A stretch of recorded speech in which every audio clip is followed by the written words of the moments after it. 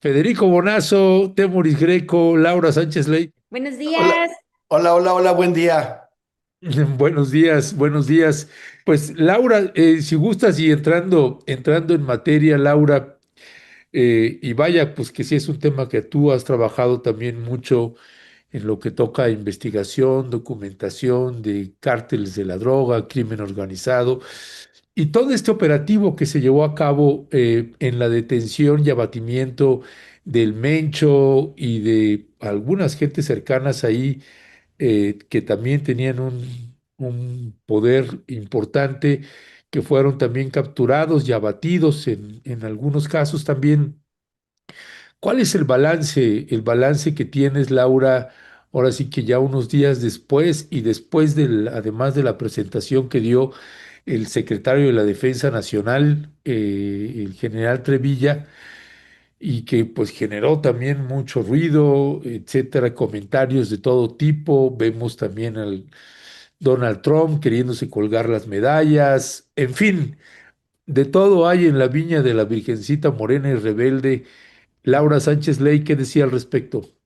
Uy, querido Ernesto, pues una semana difícil, ¿no? El domingo pasado nos agarra la noticia en la mañana y yo sí pensé, dije, va a arder por unas horas este país y en efecto, no fue metafórico, ¿no? Vimos la cantidad de bloqueos, se habla de más de 270 bloqueos a lo largo y ancho del país, solo el día domingo, es decir, el día lunes ya no se llevó la contabilidad porque creo que fueron muy pocos. Pero bueno, tremendo también la psicosis que generó. Yo creo que hay muchos aristas por donde abordarlo. Yo creo que el tema de la desinformación también fue tremendo. Yo creo que es la primera vez que las redes sociales, que la inteligencia artificial nos cae en un momento como este, ¿no? Recordemos que durante las detenciones del Chapo Guzmán, durante las detenciones de otros narcotraficantes, yo creo que no nos tocó el boom, ¿no? De la inteligencia artificial. La verdad, para mí incluso fue difícil distinguir durante los primeros momentos qué era real y qué era mentira. O sea, yo lo confieso totalmente. Vi la primera imagen del aeropuerto y ves a la gente corriendo en psicosis y realmente me parece que es muy impresionante. Yo recuerdo que hasta volteé y le enseñé el video a alguien. Ya después se aclaró que realmente pues no era como se estaba manejando la versión de que los narcotraficantes tenían tomado el aeropuerto. También en Puerto Vallarta, las columnas de humo, ¿no? Que se ven también, yo pensé totalmente que eran verídicas hasta que empecé a corroborar la información y me di cuenta que no era. Así que yo como primer paso quisiera agradecer mucho a los colegas en los estados, a los colegas periodistas, sobre todo en Jalisco y en Sinaloa, que estuvieron haciendo el trabajo de campo para tratar de verificar la información y pues para estar prácticamente desmintiendo. Lo que vimos fue el operativo, pero también las repercusiones cubiertas en tiempo real pues por gente que pone el cuerpo totalmente. Así que bueno, eso sería una cosa que yo quiero reconocer muchísimo a los periodistas de los estados, sobre todo a nuestros colegas de Jalisco, pues que hasta el momento la han pasado bastante difícil. Pues querido Ernesto, otro tema importante me parece que es, bueno, cae el Mencho. Cae ya este cabecilla de la organización. Evidentemente fue un operativo exitoso para el Estado. Nunca ningún gobierno había logrado dar con el Mencho. Hay rumores de que durante la administración de Felipe Calderón se le detiene y se le libera, pero me parece que esta es la primera vez real que hubo una detención. Desgraciadamente, y digo desgraciadamente, murió en el trayecto en el avión. Y digo desgraciadamente porque habrá muchas familias de muchísimos desaparecidos y de muchísimas víctimas de la violencia que generó el cártel Jalisco Nueva Generación desde el año 2010 más o menos, pues no podrán extraer declaraciones de dónde pudieran haber estado, cuál fue el destino de sus familiares. Recordemos que el negocio del cártel Jalisco Nueva Generación no era como cualquier otro. Ya se ha dicho anteriormente, era un cártel que estableció franquicias y que vendió al mejor postor la plaza. Es decir, rompe con este modelo del cártel de Sinaloa, por ejemplo, donde va poniendo familiares en las zonas y en las regiones y hay una sola cabeza. Y aquí en el cártel Jalisco Nueva Generación, pues se parecía mucho más al sistema que implementa el cártel de los Zetas, donde pues tú vendes a quien te convenga o a quien te pague más por la plaza. Entonces, así es como opera el cártel Jalisco y por eso los niveles de violencia y porque también incorpora en otros tipos de negocios como lo son la extorsión, por ejemplo, lo hemos visto con todos los agricultores, con toda la gente del campo que se vio pues afectada por las prácticas del cártel Jalisco Nueva Generación. ¿Qué sigue? ¿Qué es la pregunta que todo el mundo nos hacemos? Yo creo que es muy difícil anticipar qué es lo que se viene, pero definitivamente la experiencia de otras organizaciones criminales, como lo fueron, por ejemplo, el cártel de Tijuana, el cártel de los Arellano Félix, como lo fue más tarde el cártel de Sinaloa, pues es que hay reacomodos y mucho más cuando no hay una cabeza establecida. Mira, lo vimos con el cártel Sinaloa. A pesar de que se quedan los parientes del Chapo, pues surge una disputa interna entre los mayos y los chapos que actualmente siguen disputándose Sinaloa. Ha habido un pico de violencia durante el año 2025 en este estado que ha sido difícil de controlar y que nosotros también hemos documentado por acá. Sin embargo, para mí sí se viene esta reestructura, aunque creo que la reestructura será más débil. Por eso te digo que para mí me recuerda muchísimo el tema del cártel de los Zetas, porque cuando los hermanos Treviño son detenidos, todos estos mandos medios a los que les habían vendido la plaza, ¿qué pasó? Pues terminaron debilitados y ahora ni siquiera podría recordar el número de nombres que tiene el cártel de los Zetas, que si el cártel del Noroeste, que si el cártel de los Infiltrados, bueno, un montón de células que se convierten en células regionales y ya no tienen esta capacidad para operar el tráfico y el trasiego de drogas de Estados Unidos. Habrá que ver qué pasa con el negocio del fentanilo del cártel Jalisco, que es, digamos, el negocio más grande que tiene en su estructura criminal, todo el tema del trasiego de este tipo de droga a otro país y fabricación también en Estados Unidos. Y ya por último, pues yo quisiera recalcar, ¿no? Ahorita que hablabas del tema de Donald Trump, pues esta doble moral y la hipocresía que ya he tenido oportunidad de comentar en otros momentos. El secretario de la Defensa Nacional revela que el 80% de las armas que se incautaron en el operativo donde fue pues asesinado el Mencho en medio de esta confrontación, en este abatimiento, como le llaman ellos, pues son originarias de Estados Unidos. Entonces yo lo que comentaba es, no importa quién venga detrás del Mencho, al final del día quienes están proviendo las armas históricamente a los cárteles de la droga, pues son Estados Unidos que no parece que tengan ganas de regular la venta de armas en su propio país. Yo en algún momento tuve la oportunidad de cubrir una información que era que el cártel Jalisco Nueva Generación había creado algo que le llamaban ellos el cártel de las Barrett, que era un mini cártel que dependía del cártel Jalisco, que traía una cantidad impresionante de armas Barrett que compraban a través de residentes norteamericanos en las armerías de Texas, donde es muy laxo la venta y el control. Entonces, como les decía, se ve el líder, pero la fábrica sigue abierta. Entonces, pues me parece que sí hay un trabajo binacional que hacer. Ya México cumple con la detención del Mencho, que era considerado el líder de una organización terrorista. Ahora falta que Estados Unidos también cumpla con el tema de las armas y yo creo que eso no va a pasar. Y ya me quedo hasta aquí porque me puedo extender muchísimo, pero antes quiero ver, amigo querido, si pueden poner una imagen que les mandé. La colusión del cártel Jalisco Nueva Generación ha sido tan extensa que encontré esta semana que la Arquidiócesis de Guadalajara lo envié al grupo de Rompevientos, si no después lo pueden poner. ¿Lo, eh, lo pones, por favor? ¿Sí lo tienen ahí?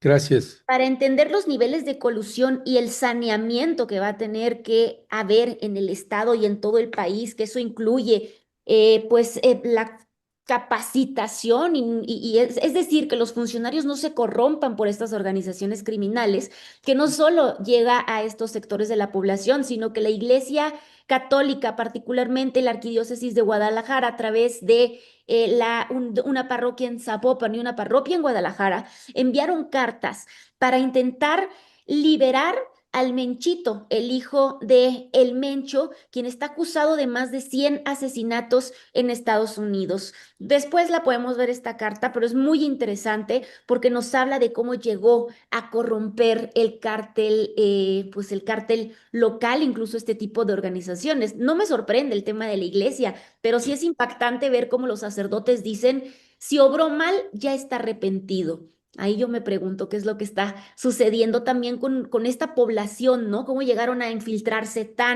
de manera tan normal en la población de Jalisco? Gracias, Laura. Y bueno, ahí te encargo que revises porque ahorita estamos en el grupo de Rompeviento y les estaba preguntando si la tenían y pues todos preguntan, pues ¿cuál? Y no hallamos la imagen. Te la envié al grupo de nosotros, querido amigo. Ah, bueno, a ver, Ya te déjame. la vuelvo a poner, no te Ok, preocupes. ya, Ya, ok. aquí está la de Parroquia de San Crisóstomo. Sí, no, más bien entonces es un error mío, disculpen. Este, bueno, gracias Laura. Temoris, ¿qué decir? ¿Cuál es tu balance?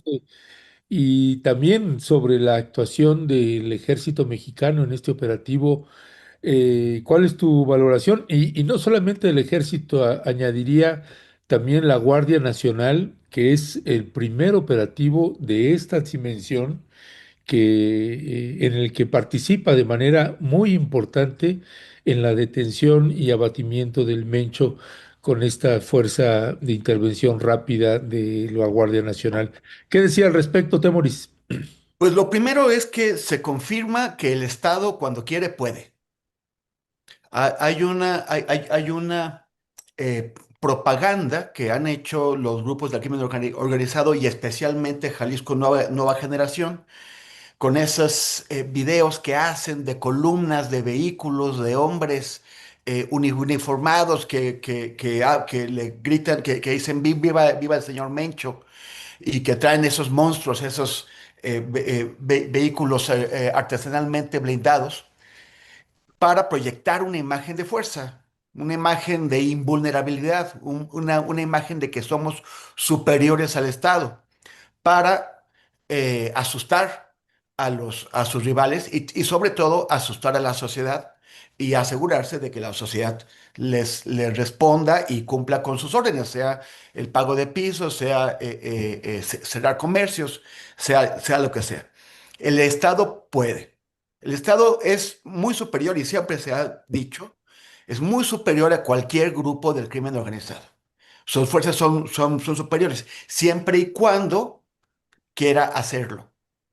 Y lo que hemos visto a lo largo de décadas es que a veces quiere, la más de las veces no quiere. Ahora quiso y pudo, pero tiene que poder mejor, porque no se trata solo de desarrollar operativos, que fueron en realidad dos, uno en donde agarraron al Mencho y otro donde fueron al Grullo, donde fueron por su lugarteniente. Lo hicieron de una manera que se considera exitosa, sobre todo porque lograron sus objetivos a pesar de la pérdida de elementos, que para la Guardia Nacional nunca había ocurrido que mataran a tantos, a 25.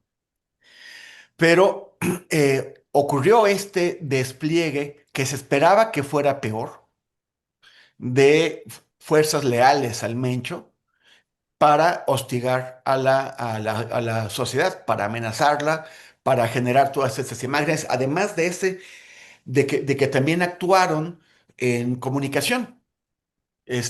No es el primer grupo que lo hacen, no tienen especialmente gran talento, se basan en la inteligencia artificial. Hay que recordar que Estado Islámico desarrolló en 2014 y 15 verdaderas ofensivas de comunicación con las que llegaron a derrotar ejércitos. Tiene límites esto, y tiene límites todo lo que hizo Jalisco Nueva Generación. Afectaron 4 o 5 estados de manera principal, mucho menos otros estados, y no lo pudieron sostener en la mayoría de los casos más que por unas horas. Hubo casos en los que sí lo sostuvieron hasta el día siguiente. Conozco uno en particular por el lago de Chapala, donde estuvieron hasta las 6 de la tarde del lunes, pero finalmente también el Cártel de Jalisco Nueva Generación demostró cuáles son sus capacidades, cuáles son los límites de sus capacidades. Pasó por una situación extrema, la decapitación. Fueron por su líder. Y lo que pudieron hacer, que fue muy doloroso para muchísima gente, que le hizo la vida muy difícil a una parte de la población, hasta ahí llegó. Claro que todavía pueden hacer más cosas. Claro que incluso podrían esperarse ahora y dar un golpe, por ejemplo, en el Mundial. Pero por el momento mostraron el límite de sus capacidades. El Estado puede, pero también el Estado no actuó con, con todo lo que realmente podía. ¿A qué me explico?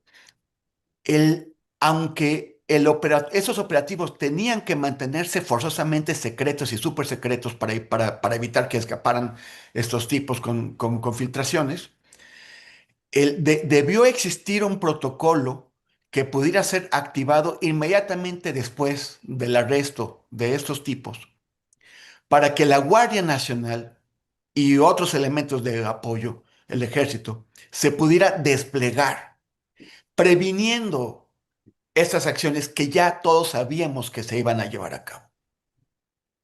Y no lo vimos en este mismo caso del pueblo cercano a Chapala. Los testimonios que tengo es que la Guardia Nacional tiene un cuartel justo a 200 metros de donde se instaló un grupo de maleantes a quemar vehículos y no salieron de su cuartel. Se nota una falta de coordinación y de activación que permitió este despliegue y esta afectación. Ahora, si ya sabían por qué no ocurrió, yo creo que tenemos derecho a hacernos algunas preguntas. Por ejemplo, ¿por qué se hizo en este momento esta operación contra el Mencho? ¿Por qué el domingo, 48 horas antes del discurso del Estado de la Nación de Donald Trump, que es el equivalente al informe presidencial en México, es el momento más importante para cualquier mandatario en Estados Unidos?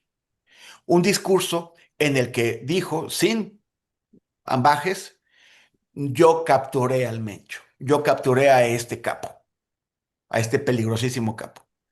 No le reconoció el mérito a Claudio Sheinbaum, no al ejército mexicano, por supuesto no a la Guardia, se lo atribuyó él. Fue parte de la letanía de éxitos reales, de éxitos falsos, de medios éxitos, de todo lo que ese señor suele atribuirse, como si él mismo hubiera estado con un fusil en el territorio. La, la, una versión que he escuchado es que hubo una presión muy grande de Estados Unidos para que eso se hiciera justamente antes o sea, para poder entregarle esta medallita a Donald Trump para que se la pudiera poner en su discurso.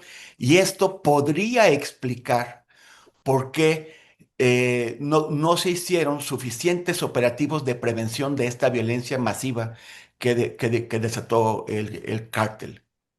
Y tenemos que vivir con ello. O sea, mientras no le aten las manos a Donald Trump, va a seguir haciendo esas cosas, amenazando con intervenir directamente con tropas extranjeras en territorio nacional.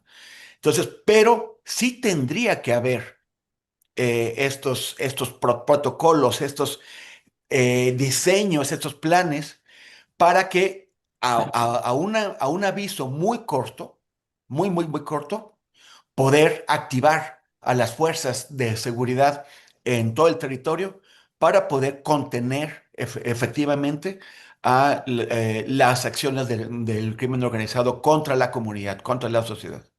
Esto no ocurrió. A mí me parece que hay que señalarlo independientemente de que se presuma el éxito operativo y táctico del arresto del Mencho y de su lugarteniente, aunque después murió. Ya, gracias, Temoris. Eh, ay, perdón, perdón, gracias, muchas gracias, Temoris. Federico Bonazo, ¿qué decir también sobre esto? Y bueno, tienes ahí un balance también de Laura, de Temoris. ¿Cuál es el tuyo también en ese sentido? Esto que se ha mencionado, esto que señala Temoris, de que no, que fue una orden de Donald Trump y que México recibió instrucciones de Estados Unidos para esta operación, etcétera, etcétera. No, pero no hay instrucciones, una amenaza, una advertencia. Si no lo hacen ya, entramos nosotros. Pues que ahora sí que, como decía el clásico, que no es lo mismo, pero es igual. Bueno, más allá de que yo no necesariamente comparto ese análisis de la instrucción o amenaza de Estados Unidos y que por eso fue el operativo contra el Mencho, contra el líder del cártel Jalisco Nueva Generación. Tengo otro balance ahí. ¿Cuál es el tuyo, Federico? Bueno, a ver en qué puedo hacer un acento después de la magnífica exposición de Lau y luego la de Temoris. Si quieres, empezamos por este aspecto que Temoris pone sobre la mesa, que a mí no me parece nada trivial, aunque sí muy difícil de abordar desde el análisis en esta coyuntura política, y voy a intentar explicar por qué. Creo que es muy difícil, porque cualquier comentario que uno pueda hacer, y además lo va a hacer desde la hipótesis y no desde ninguna certeza, sobre qué tanto pesa la presión de los Estados Unidos en este operativo en concreto en México, cualquier eh, idea que quiera desarrollar esa hipótesis o cualquier argumentación que vaya en ese sentido puede abonar a toda una narrativa que en este momento quiere deslegitimar al gobierno de México y que viene tanto de adentro como de afuera de los mismos Estados Unidos. Es decir, hay que andarse con muchísimo cuidado para no generar comentarios que se conviertan en insidia y que después sean munición de la oposición en México. Pero me parece que es una dimensión, la de la presión de Estados Unidos con respecto a la política de captura de algunos capos que puede haber en México, que no la tenemos que descartar por miedo a esto mismo que yo acabo de describir. Y al respecto podemos pensar que hay una serie de detalles o de señales que pueden tener más o menos relevancia, pero que ahí están y que son curiosas para analizar. Como por ejemplo el protagonismo de la Sedena y de Trevilla antes que el de Harfuch en toda esta situación, ¿no? Con un Harfuch que le da todo el crédito. Hay otras señales que nos animan a hipotetizar con la idea de que esto fue una acción del ejército, no digo sin la aprobación de la presidenta o sin el conocimiento de García Harfuch, pero sí en un tiempo récord y con la falta de cálculos que también describía Temoris ahora, y esa falta de cálculos de lo que serían las represalias de estas células del cártel Jalisco, que también nos describió Lau cómo funcionan, ¿no? Por un lado, le pagan a muchachitos o a soldados del crimen organizado algún dinero para que incendien un Oxxo, pero por otro lado, otras células mucho más entrenadas en la violencia que despliega este grupo delincuencial van y atacan a guardias nacionales, ¿no? Y la presión de Estados Unidos sobre México es un factor ineludible a la hora de conversar no solo sobre este episodio, sino todos los que van a venir, porque efectivamente este es un gran impacto, o sea, lo que ha sucedido tiene un enorme impacto mediático que todas las facciones políticas que andan por ahí se lo van a querer disputar y se lo van a querer autoatribuir como hace Trump en su discurso en el Congreso. Es decir, sabíamos que esto iba a ser así. Es un impacto que tiene repercusión mundial, digamos, es un episodio, una captura y abatimiento de semejante personaje ha resonado en el mundo entero, en la prensa internacional. Hago énfasis en otra cosa que también dijeron Lau y Temuris, que me parece muy importante. Por otro lado, es una victoria indudable, no solo en el terreno militar, operativo, descabezamiento de un cártel como el Jalisco Nueva Generación, sino también en el ámbito de lo simbólico, de lo político. El Estado mexicano está diciendo no somos un Estado fallido, somos un Estado que tiene el control del territorio y de la ley y puede hacer este tipo de operativos sin violar la ley. Y en eso nos distinguimos de un gobierno pasado como el de Calderón, donde la regla era mátenlos en caliente, es decir, donde la regla era bríncate el Estado de Derecho para dar resultados en materia de combate a los grupos delincuenciales. Con lo que ya sabemos que esto significó con el mismo Estado, con García Luna infiltrado de parte de los cárteles dentro de la estructura de seguridad del propio gobierno. Es decir, aquí hay como una serie que ya no son hechos aislados, o sea, estamos viendo el combate al huachicol fiscal, la detención del alcalde de Tequila, que era de Morena, lo mismo del exfiscal de Tabasco, lo van a buscar a Paraguay. ¿Quién? El gobierno de la 4T. Vemos la operación Enjambre, donde muchos alcaldes también de Morena caen presos tras una investigación y un operativo de inteligencia que le da a la Fiscalía los elementos jurídicos como para avanzar allí,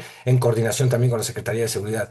Es decir, estamos viendo que en efecto hay, por un lado, con iniciativa propia, indudable del gobierno de México, una acción mucho más concreta sobre estos grupos delincuenciales, entendiendo los peligros que enfrentarlos representa, porque uno sabe que cualquier tipo de operativos contra estas redes de macrocriminalidad que llegan a todos lados y están sustentadas en pilares que incluso involucran al Estado mexicano en sus diferentes niveles, representa un riesgo y un costo, y que ese costo está siendo evaluado como necesario para poder avanzar en materia de seguridad. Y esa es una buena noticia, sin duda es una buena noticia. Este no es un hecho que sea trivial o que vaya a significar poco por esta dimensión que yo digo, política, del mensaje que manda México al mundo. México tiene el control de sí mismo, es decir, el Estado sigue controlando lo más importante, que es el territorio, la seguridad, la ley, con las agresiones que en estos aspectos ha recibido el Estado mexicano. Eh, no sé, después hay mil, si quieren lo dejo aquí el comentario para no extenderme ahora, pero hay tantas otras partes de lo sucedido que son interesantes de analizar. Entre otras, un comentario lo dejo aquí súper rápido, pero me imagino que la seguridad de nuestros funcionarios, de los funcionarios del gobierno, se va a tener en este momento que ver reforzada, porque no, esta cuestión de salir así abiertamente al contacto con la gente después de lo que ha sucedido, me parece casi irresponsable, ¿no? Esta acción yo creo que va a tomar, va a repercutir en un montón de otras situaciones y aspectos que iremos viendo a lo largo de estos meses, ¿no? Fede, una Sí. pregunta de Ernesto. A mí me está costando mucho trabajo, no sé ustedes, o sea, decir la palabra abatimiento, o sea, el lenguaje bélico me cuesta mucho trabajo. ¿Ustedes cómo le llamarían a esto o cómo podríamos frasearlo de ahora en adelante? Mira, Lau, si me permites, recuerdan que hace 10 años más o menos, cuando nuestro colega Pablo Ferri descubrió la matanza que cometió el ejército en Tlatlaya y después el Centro Pro de Derechos Humanos tuvo acceso a un documento interno del ejército mexicano en el que se daban instrucciones operativas a las fuerzas que estaban combatiendo el crimen organizado, que decían que después del crepúsculo, o sea, en cuanto oscureciera, había que abatir a los sospechosos. O sea, no preguntar, no averiguar, directamente asesinar. Y salieron los soldados, bueno, los generales a decir que esa no era la instrucción, que abatir es como dejar fuera de combate o algo, ¿no? O sea, claro que siempre la instrucción durante el pañanetismo fue asesinar a personas sin ver efectivamente quién era. Pues sí es el término militar. Lo que pasa es que lo otro es de decir mató, o sea, o sea, es como una especie de eufemismo, ¿no? O sea, Sí, sí. sí, sí. Es fuerte. Yo, Gracias, gracias ahí. yo pienso que no está tan mal la palabra, pues es un término, sí, bélico, militar, castrense, ¿no? Pero bueno, pues lo abatí, la verdad es que sí fue abatido, ¿no? En el Es que sentido de que incluso el objetivo no era ir a matarlo, sino que era ir a capturarlo. Al recibir todo el fuego del cártel Jalisco Nueva Generación, pues resulta un intercambio donde se abate a... No me parece tan mal el término. Es verdad que a mucha gente le causa como mucho rechazo, ¿no? El sí, término. sí, es que justo en el chat están poniendo, por eso se los pregunto, que dicen eso, que fea palabra, que por qué la estamos diciendo, pero yo no he encontrado justamente cómo sustituirla. Pero Sí, es que sí, pero es que sí es un eufemismo muy, o sea, es como, por ejemplo, diríamos que el ejército israelí abatió palestinos, pues no, los asesinó, ¿no? O sea, así como que... Claro, pero eso presupone combate, ¿no? El abatimiento presupone combate, el otro es un genocidio donde hay asesinato indiscriminado, ¿no? sí, de hecho, estaba, mientras Laura comentaba eso, que me parece además pertinente que lo haya hecho, esta parte de, aquí tenemos la definición, entré a buscar la definición en la RAE, y dice, pues derribar algo, derrocarlo, echarlo por tierra, hacer que caiga o descienda, inclinar, tumbar, poner tendido. Bueno, en fin, parte del término que me parece también importante hablarlo, porque, por ejemplo, cuando alguien cae en un enfrentamiento donde pues, los dos lados se están disparando mutuamente y uno cae, eso es asesinato, es abatimiento, es un buen tema, ¿no? También Sí. colocar, Sí. debatir eso, porque, pues sí, claro, si no se estaba defendiendo, si no estaba armado y lo matan, pues es un asesinato, pero cuando es en enfrentamiento, pues a lo mejor, quién quita y sí, esta palabra de abatir podría ser la indicada. La Habrá que gente dice neutralizado aquí en el chat, que sería más pertinente. Pero eso es mucho más eufemístico, Es ¿no? todavía más, sí, todavía te fuiste más allá. Aquí Quedó nos dicen. culturalmente cancelado el Mencho, ¿no?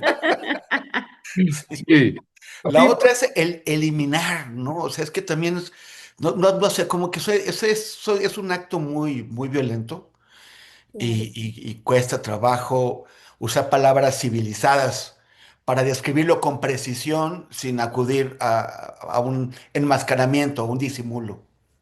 habrá que preguntarle a los maxi abogados también Sí.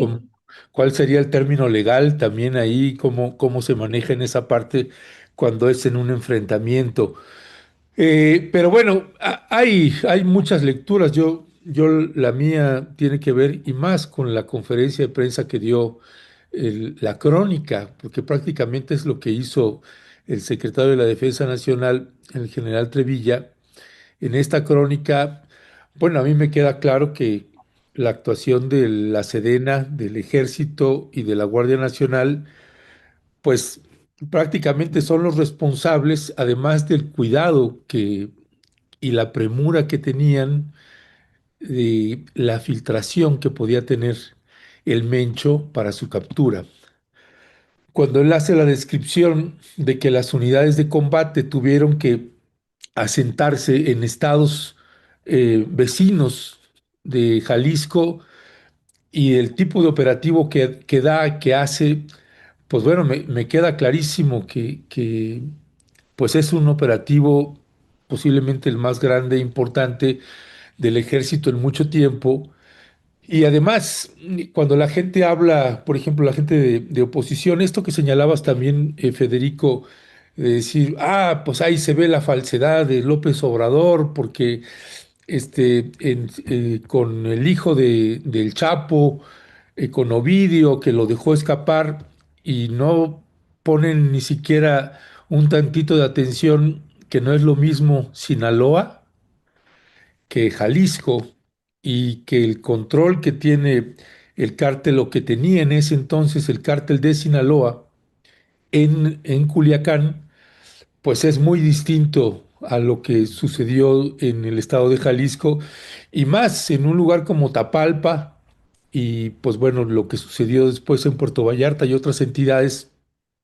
En fin, yo creo que ahí es un operativo planeado con mucho tiempo de anticipación y que al final tenían un poco el temor de que hubiera una filtración, porque como todo mundo sabemos, pues evidentemente varios efectivos, mandos incluso de las Fuerzas Armadas, pues están vinculados con algún cártel y las filtraciones siempre se han sucedido y había un temor de eso. Y por eso esto no recuerdo si lo señaló Federico o Temoris o tú, Laura, cuando hablan de Omar García Harfuch, que queda fuera de esta ecuación a la hora de hacer el operativo. Es decir, la información la cerraron muchísimo y quedó fuera ahí los cuerpos que opera Omar García Harfuch y fueron básicamente los de la Secretaría de la Defensa Nacional. Todo un tema ahí, varias cosas que creo que quedan en el aire y que seguiremos, irá saliendo poco a poco más y más información. Si les parece, vamos pasando al siguiente tema, salvo que alguno quiera añadir algo más, pero entonces iría contigo, Laura, con respecto de la dichosa reforma electoral que ya empiezan los conejos a brincar por todos lados. ¿Cuál es el balance en esta reforma? ¿Es un avance? ¿La reforma electoral es algo que soñábamos y queríamos? ¿Es más de lo mismo? ¿Cuál es tu valoración, Laura? Oye, pues mira, es un tema súper complejo. Yo sé que siempre digo esto, pero este realmente es complejo, sobre todo por el tema jurídico y de terminología tremendo. Pero mira, yo te diría que hay algunos puntos que sí aplaudo. De hecho, aquí hice una listita, ¿no? De algunos.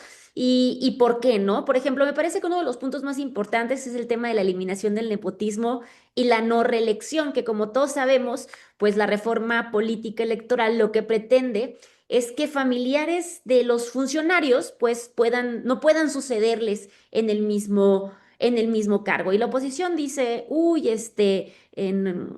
Morena quiere hacerse del control. No, al contrario, esto lo afectaría porque recordemos que un caso histórico para mí de nepotismo y reelección, pues es el caso de la familia Salgado Macedonio. Ustedes recordarán que ahí en el año 2021 cuando Félix Salgado Macedonio es acusado por muchas mujeres en el estado de acoso sexual, pues postula en su lugar a su hija Evelyn Salgado, quien no tenía absolutamente ninguna experiencia política, y gana. Y me iría todavía más atrás, no sé si recuerdan el caso de José López Portillo, porque hasta vi varios videos en internet, donde abiertamente dice que pues designa a su hijo funcionario de su gabinete federal y él mismo le llama a esta frase súper famosa, el orgullo de mi nepotismo. Y así nos podemos ir con un montón de ejemplos. Está el caso de los hermanos Monreal, por ejemplo, donde pues todos han tenido cargos, uno es diputado, uno es senador, otro es gobernador simultáneamente. Entonces creo que por ese punto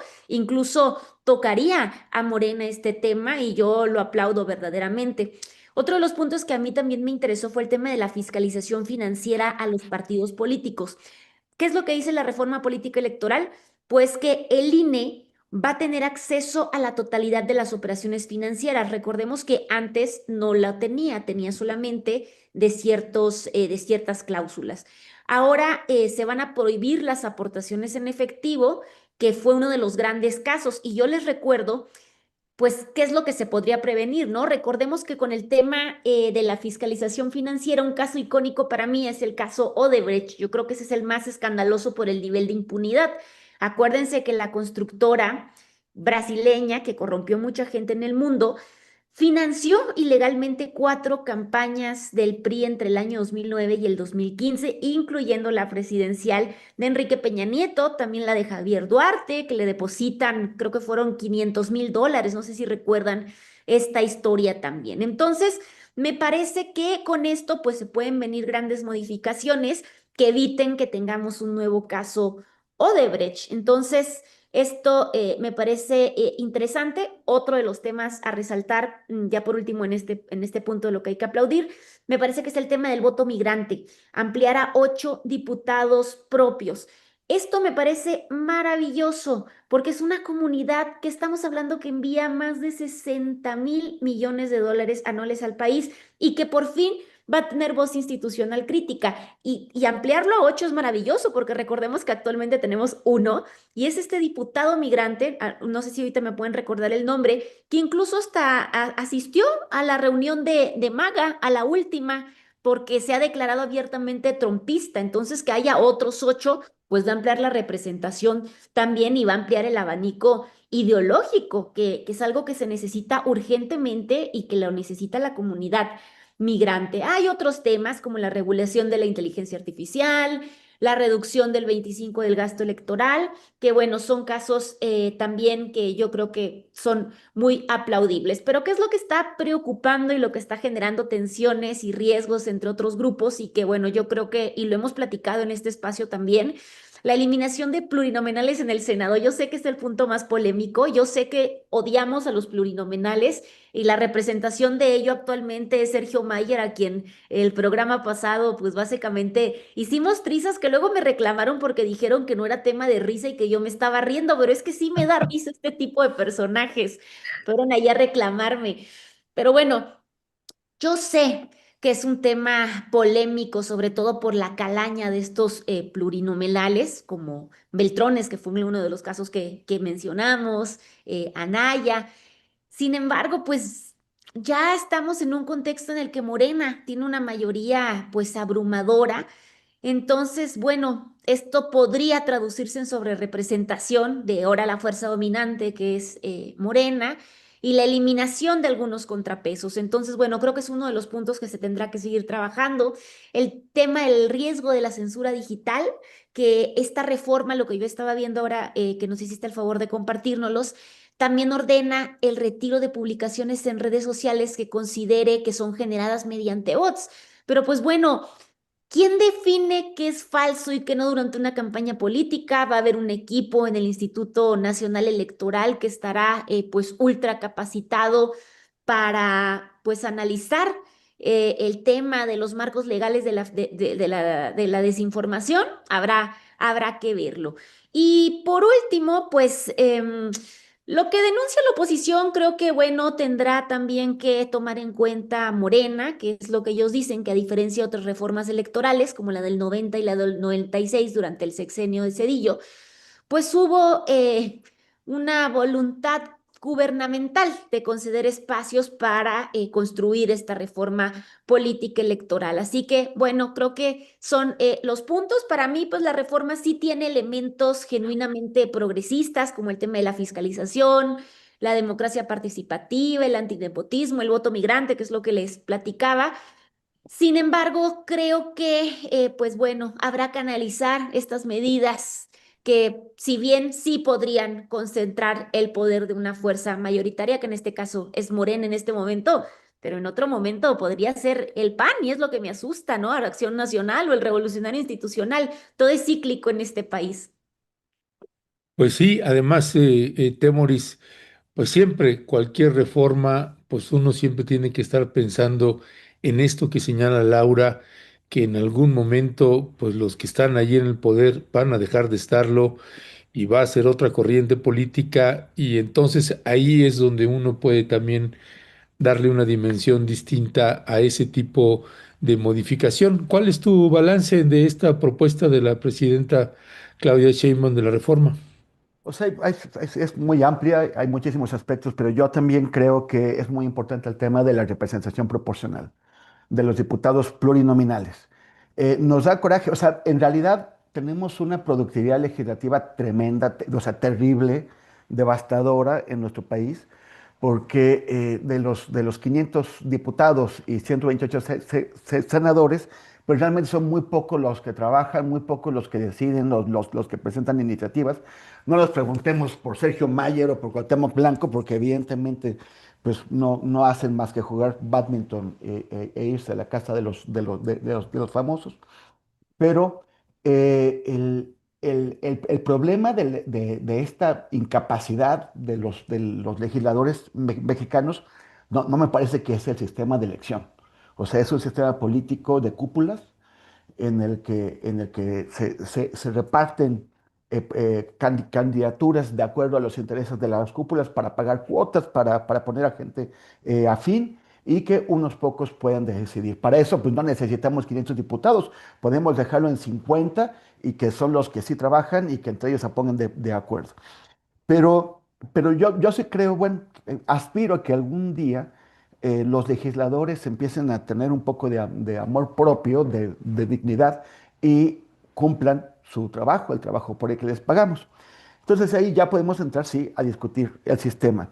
Yo creo que, ¿para qué sirve en el contexto mexicano? ¿Para qué ha servido la representación proporcional? Originalmente, cuando era la izquierda la que la promovía, Pablo Gómez, la idea era darle representatividad a las minorías y tratar de reflejar de la mejor manera la voluntad de la ciudadanía en general, porque el sistema mayoritario tiende a favorecer el partido más grande y a perjudicar a los pequeños. Entonces, o sea, por ejemplo, el PRI, un caso muy claro es el Senado que salió en 1988 totalmente por elección mayoritaria, en el cual, aunque el PRI había obtenido la mitad de la votación, el 50% de los votos, tenía 60 de los 64 senadores. Solamente Robles Garnica, Porfirio Ifigenia y Cristóbal Arias eran los únicos senadores del PRD. El PAN, que había tenido el 17%, no tenía representación en el Senado, y el PRI tenía una sobrerepresentación aplastante. La idea de los pluris, de la representación proporcional, era compensar eso para tratar de reflejar mejor la decisión a nivel porcentual del electorado. John Stuart Mill, que es el teórico de referencia en ese aspecto, creía en la representación proporcional pura. Es decir, que si el 60% de la gente votaba por una cosa, tiene que haber un 60% de representación, y si alguien votaba, y si había un 25% por otra cosa, había un 25% ahí. ¿Qué es lo que pasó después? Y cuando el PRI se dio cuenta, o sea, cuando después de la reforma del 96, en el 97, el PRI por primera vez perdió la mayoría en San Lázaro, se paniquearon y introdujeron la cláusula de mayoría, en la cual se podían agregar hasta un 8% de legisladores para tratar de garantizar la gobernabilidad. O sea, siempre la representación oscila entre representación proporcional y gobernabilidad. ¿Cómo asegurar que se pueda gobernar? Porque la representación proporcional tiende a la fragmentación, a que haya más partidos, porque hay más diversidad de opinión pública en el electorado. Entonces, pero entonces acabó siendo eso. Se pensó para el PRI garantizarle las mayorías al PRI, pero pues acabó beneficiando a la 4T con sobre representaciones que llegaron a ser de 16%. Entonces, bueno, esta fórmula que está planteando la presidenta en su propuesta, Pablo Gómez otra vez como arquitecto del proyecto, tiene dos aspectos: es dividir los diputados, quitando los mexicanos en el extranjero, dividirlos en dos: un grupo electo con representación proporcional pura, pero con listas abiertas. Yo creo que ese es el sistema ideal, porque así les quitas a las cúpulas la capacidad, o sea, el exceso de poder que les da poder decir quién va en primer lugar, en segundo lugar, en tercer lugar, y luego, o sea, ponen a sus favoritos o aquellos con los que tengan componentes, y excluyen a otra parte de su partido. Entonces, ahí con listas abiertas, uno no solamente vota. Actualmente tenemos una boleta en la que de un lado marcamos por un diputado o candidato o candidata de mayoría, pero ya sin preguntarnos estamos votando por el mismo partido, por la lista cerrada que puso ahí. Lo que se propone es que tendríamos la posibilidad de votar una lista abierta. O sea, el partido propone una serie de diputados plurinominales de candidatos, y nosotros elegimos el que nos gusta, no el que ellos ponen en primero, en segundo o tercer lugar. Entonces, a mí eso me parece bien. El problema es la otra mitad, que es el de primera minoría, como se venía haciendo en el Senado, como todavía se hace en el Senado, a menos que efectivamente pase esta reforma y se quite. O sea, van a pasar los mejores segundos lugares. Y aquí el problema es que esto fortalece la sobrerepresentación de los partidos. La última elección sería Morena, pero en otra elección podría ser otro partido. Podría ser la Marea Rosa, si tienen la suerte bueno, que no lo creo, pero no hay que descartarlos. Entonces, aquí eso adultera la representación popular al exagerar, al sobre representar a un partido. Y yo no creo que eso sea bueno. Hicieron un cálculo con el modelo propuesto de cuántos diputados y senadores hubiera tenido Morena. O sea, en la Cámara de Diputados, en lugar de tener el 51%, solamente Morena, no la 4T. En lugar de tener el 51%, hubiera tenido el 70%. Y en la Cámara de Senadores, en lugar de tener el 52%, tendría el 64%. O sea, en la Cámara de Diputados, Morena solita, sin Verde y sin PT, podría hacer reformas constitucionales, y en senadores estaría a un brinquito, a un yunes de hacer esas reformas. ¿Esto qué tan conveniente es? Claro, cuando hay un partido que te cae bien, dices, oye, sí, qué bien, qué padre. Pero pues, la democracia es alternancia. Y es que después haya otro partido que no te va a gustar y que podría tener esa sobrerepresentación, que le daría la posibilidad de impulsar reformas de gran calado, reformas constitucionales, aún sin tener el respaldo de una gran mayoría de la población. O sea, con el 48% que tuvo Morena en la última elección, podría tener el 70% de diputados en la Cámara de Diputados y por lo tanto impulsar una reforma constitucional. La idea de una mayoría calificada es tratar de garantizar que cualquier reforma de la Constitución sea algo tan serio que haya un gran consenso nacional de dos terceras partes.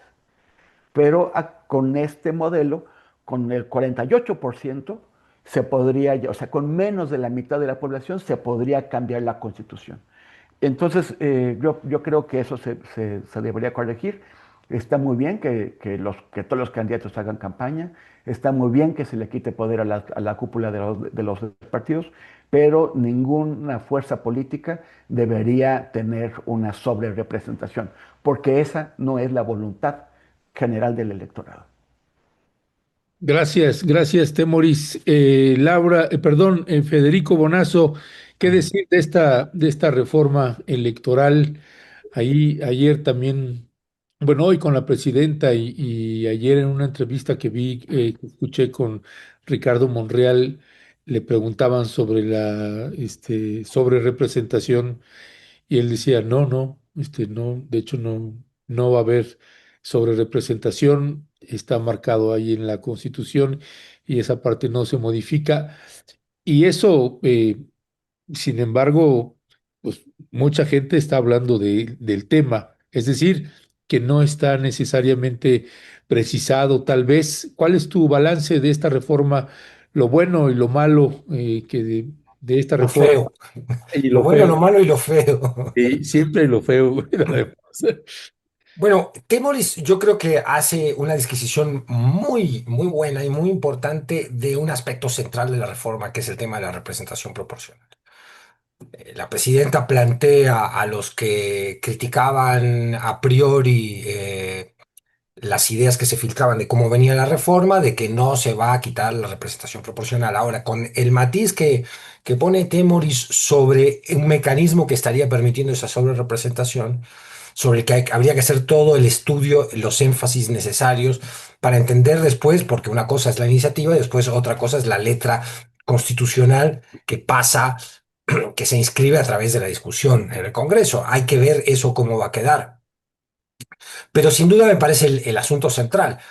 Hay toda una serie de otras medidas que acompañan esta reforma que a mi modo de ver son positivas y virtuosas. La democracia mexicana es la democracia o el sistema electoral más caro del mundo, uno de los más caros del mundo, que hay un recorte del 25% de ese gasto, me parece muy bien. La presidenta ha prometido que eso se establecerá muy claramente a dónde va a ir, a qué programas sociales o a salud, para que no se genere ningún tipo de suspicacia de todos esos recursos que incluyen el recorte a los altos funcionarios que siguen ganando hoy más que la presidenta. Ahí hay que aplicar el artículo 127. Después que se recorte el tiempo de radiodifusión o de comunicación de las campañas por los partidos me parece muy bien. Que se recorte el financiamiento, algo muy importante que destacaba Laura, que es la fiscalización del gasto de los partidos, me parece muy bien. Claro, nos parece muy bien en el diseño y sabemos y la historia nos muestra que todo diseño institucional tiene suficientes huecos como para que la mala praxis política, la cultura de la corrupción o del interés, eh, digamos, claro y abierto pueda pervertir lo que ese primer diseño manifestaba como algo positivo que podía incluso entusiasmarnos. Hay toda esa serie de medidas me parece muy bien. Para mí, como en todas las reformas que estamos viendo del obradorismo o la 4T, como lo queramos llamar, siempre hay una pequeña letra donde uno cuestiona a fondo qué tanta cualidad de transformación acompaña las reformas. Y lo ejemplifico Eso pasa con la ley minera, pasa con la ley de derechos indígenas. Siempre cuando vas a fondo dices, bueno, pero acá hay una claudicación muy bien disfrazada o escondida. Eso pasa en la reforma de las 40 horas. Estamos viendo, perdón que haga el paréntesis con esta otra ley, pero donde se contemplan las horas extras, no se hace caso del reclamo de que tras 5 días de trabajo tiene que haber 2 de descanso. Y como sabemos que funciona el tema de las horas extras en México, sabemos muy bien que vamos a seguir pasando, aunque no lo diga el papel, nos vamos a brincar la ley o los empresarios se van a brincar la ley y vamos a terminar de otra vez en la jornada de 48 horas a través de la implementación de las horas extras. Y acá pasaría lo mismo con la representación proporcional. Hay dos mecanismos por los cuales se va a determinar los pluris y hay que ver si uno de ellos, que es el que describía muy bien Temoris, en la práctica no se va a terminar convirtiendo en una herramienta de sobrerepresentación de Morena, que de esa manera se podría quitar de encima lo que cada vez son alianzas más costosas. Y lo hemos visto sobre todo con el Partido Verde. Partido Verde que está cuestionando la reforma y que ha dejado claro que no sabe si la va a apoyar o no, entre otras cosas por el tema de la reelección, que también señalaba Lau, y por el tema del nepotismo, que al Partido Verde en lo concreto y en esta coyuntura para el 27 no le conviene. Eh, por otro lado, parecería bien que la presidenta se atreva a romper ciertas alianzas políticas que en algún momento parecían como esenciales, estratégicas, inamovibles, en función de una reforma electoral que realmente sea responsable, como ella misma ha declarado, y que se convierta en un cambio virtuoso. ¿No? Pero creo que el énfasis en la conversación y en la atención ciudadana que debemos prestarle a esta iniciativa debe estar en el tema de los pluris y la sobrerepresentación. Gracias, Federico, gracias, Laura, gracias, Temoris. Sí, bueno, pues ya son las 11:02, ya se nos acabó el tiempo y nos queda ahí mucho en el tintero. Únicamente ahí, si fueran tan amables así en un minutito cada uno, porque tengo que salir a una entrevista. em, esto de la representación proporcional, que creo que todos coincidimos, de que se tenga, de que se debe mantener. Yo nada más les preguntaría sobre el número de diputadas y diputados. Si manteniendo la representación proporcional, en lugar de que sean 500, que sean 300, ¿para qué demonios? ¿Para qué demonios necesitamos 500 si son 32 entidades federativas? No son 500 ni 400 ni, en fin, ni 300 ni 100 ni... ¿cuál es tu valoración ahí sobre ese punto, Laura? Sí, pues estaría buenísimo. Realmente no tengo una valoración exacta porque no sé cómo sería el mecanismo, pero sí a mí me parece un exceso, siempre nos ha parecido un exceso. Hay gente, como platicábamos en el programa pasado, que jamás ha ganado una elección y que toda la vida, o sea, es decir, nunca fue votado por nadie ni será votado por nadie porque ni siquiera hace trabajo de calle y bueno, pasa directo aquí en el curul. Hemos visto a gente tan basura con toda la extensión de la palabra en los cargos plurinominales, así que eso hubiera sido lo ideal, querido Ernesto. Gracias, gracias. Temoris, Lo que pasa es que depende de qué tanto contacto quieres tú que tenga un representante, un legislador con sus representados. O sea, si baja, o sea, en este momento, como están las cosas, tenemos un diputado por cada 450,000 personas. Reducimos, pon tú a la mitad, pues tenemos uno por cada 900,000 personas. O sea, somos un país muy grande. Francia es más pequeño y tiene 677 asambleístas. Depende de qué tanto tú valores el contacto del representante con sus representados. Si no es tan importante, pues podemos bajarlo a 100, pero o pon tú a 123 o 130, uno por cada 1 millón de personas. Pero pues esa es la discusión.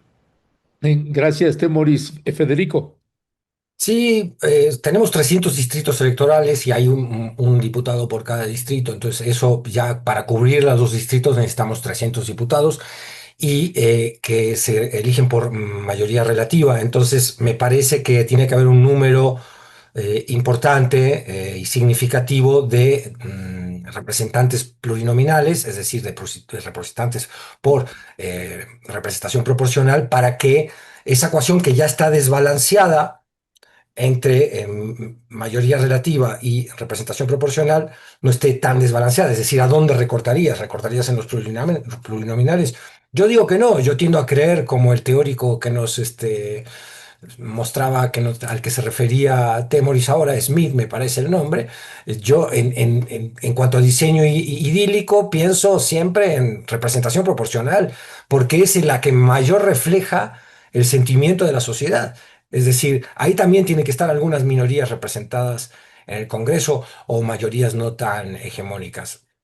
Así lo veo. Me parece más que la cosa no va por lo cuantitativo, sino por lo cualitativo. Tenemos un Congreso grande, sí, pero el problema no es que haya tantos diputados, sino el poco producto legislativo que le ofrecen a la sociedad. Gracias, Federico. Pues sí, es otro gran tema ahí. Podrían ser 200 y 100. Y porque cuando uno piensa, pues la representación, que si son 900 o 1 millón por diputados, pues si nadie los ve, cabrón, es- en todas las entidades, pues ni siquiera en una gran parte del país ni siquiera conocen a sus diputados. Es increíble. Pero qué haríamos con tantos políticos sin chamba? Imagínate, tienes 400 diputados que ya no van a estar ahí. Bueno, van a andar aquí abajo en la esquina amenazando a la gente, ¿no? Pues, Temoris, Laura, Federico, muchísimas gracias. Como siempre, la gente celebra mucho siempre esta mesa, nosotras y nosotros también. Fuerte abrazo, querida, queridos. Chao, Nos vemos chao, pronto, abrazote, nos ¿no? vemos. Un Bye. abrazo, hasta pronto. Gracias, gracias. Pues bueno, mucho que Gracias, debatir. amigos. Linda mañana. Gracias, Chao, chao. Laura. Gracias, gracias, Temo, gracias, Federico. Pues bueno, mucho que debatir, mucho que discutir sobre este tema todavía nos va a dar, tenemos largo tiempo porque esto todavía no acaba, tendrá que ver si pasa, si no pasa, etcétera. Ya le estamos presentando varios ángulos también desde la oposición.